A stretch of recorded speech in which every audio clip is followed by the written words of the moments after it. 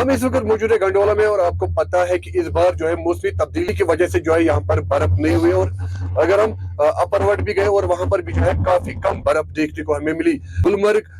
जो है बर्फ के लिए माना जाता है। इस बार जो है यहाँ पर जो प्लेन से वहां पर बर्फ नहीं है और आप देख सकते हो कि जो हम इस वक्त गंडोला में और आप खुद भी देख सकते हो कि बर्फ कितनी कम गिरी है और जो मेन गुलमर्ग है वहां पर 0% जो बर्फ है, वहां पर कुछ बर्फ नहीं है। ये चुलाई कलान का सीजन और चुलाई कलान अब कुछ ही दिनों में जो है अब खत्म होने जा रहा है और